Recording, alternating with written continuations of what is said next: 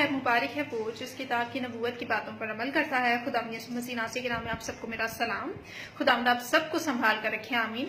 عزیزو، آج ہم خداوند کے کلام سے خاص پوائنٹ پر غور کریں گے، کرسچن بیہیویئرز کے حوالے سے، مسیح رویوں کے حوالے سے۔ یہ جو خداوند کا پاک کلام میرے اور آپ کے ہاتھوں میں ہے، یہ ہماری اصلاح کرتا ہے، ہماری تربیت کرتا ہے تاکہ ہم کامل بنیں۔ خداوند کو ہماری زندگیوں سے 50-50 نہیں چاہیے۔ خداوند کی نظر میں یا تو بلیک ہے یا تو وائٹ ہے، یا رائٹ ہے یا رانگ ہے، بیچ کا کچھ بھی نہیں ہے۔ یاد رکھیں، میری اور آپ کی زندگی بے فائدہ ہے، بے مقصد ہے اگر ہماری زندگیوں سے خداوند کے نام کو عزت اور جلال نہیں ملتا۔ پڑھیں گے متی رسول کی معرفت لکھی گئی یسوع مسیح کی انجیل، اس کا 7واں باب اور اس کی پہلی آیت، لکھا ہے، ایپ جوئی نہ کرو کہ تمہاری بھی ایپ جوئی نہ کی جائے۔ آمین۔ ایپ جوئی کرنا یعنی کسی کے نقص نکالنا، کسی کے ایبسنس یا پریزنس میں کسی کے خلاف کوئی بات کرنا، برائی کرنا، ڈسکشن کرنا، کسی کو جج کرنا۔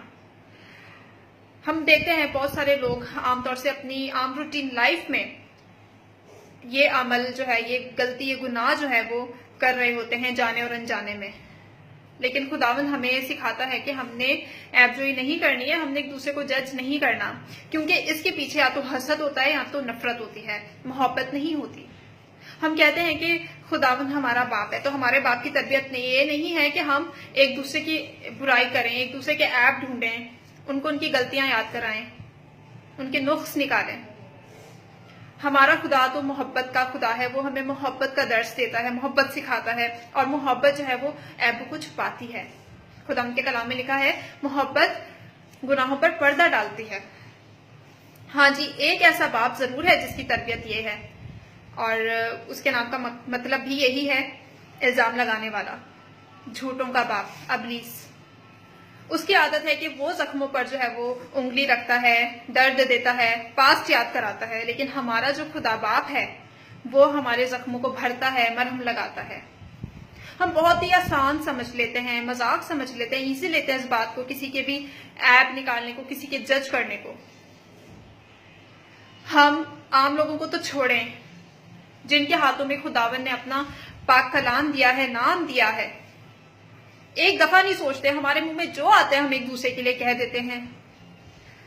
اور خادمین کے لیے بھی، جو خداوند کے خادم ہمارے سامنے آتے ہیں، ہم سے ملتے ہیں، ہم ان سے برکت لینے کے بجائے ان کو جج کرنا شروع کر دیتے ہیں۔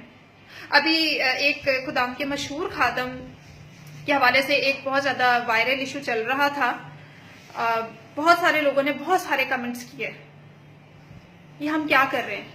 خداوند نے ہمیں ججمنٹ سے منع کیا ہے۔ دلوں کو جانچنے والا، دلوں کو جاننے والا خداوند ہے۔ ہمیں خبردار رہنے کے لیے کہا گیا ہے، ایک دوسرے کو جج کرنے کے لیے، ایپ جوئی کرنے کے لیے نہیں کہا گیا۔ ہم دیکھتے ہیں خداوند کے کلام میں سے پڑھتے ہیں ہم ساؤل بادشاہ اور داؤد کے بارے میں۔ ساؤل بادشاہ نے داؤد پر فزیکل، مینٹل، ایموشنل اٹیکس کیے، لیکن داؤد کا رویہ کیا تھا؟ اس کا اخلاق کیسا تھا اس کے برعکس؟ اس نے رپلائی میں کیا کیا؟ گو کہ وہ جانتا تھا کہ ساؤل غلط ہے۔ داؤد کہتا ہے، مجھے خوف آیا کہ خداوند کے ممسوح پر ہاتھ اٹھاؤں۔ داؤد کے اندر فی الحقیقت خداوند کی محبت جو تھی وہ بسی ہوئی تھی۔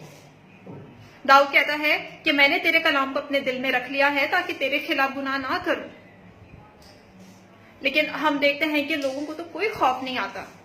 خوف آنا چاہیے کچھ بھی کہہ دینے سے، کیونکہ ہمارا خداوند جو ہے وہ غیور خدا ہے، وہ اپنے بیٹے بیٹیوں کی غیرت رکھتا ہے۔ آپ نہیں جانتے، میں نہیں جانتی کہ اگلا بندہ خداوند کا نذیر ہو۔ پڑھیں گے ہم خداوند کے کلام میں سے ایک حوالہ، فلپیوں کے نام پولس رسول کا خط، اس کا 2واں باب اور اس کی 2 آیت اور 3 آیت۔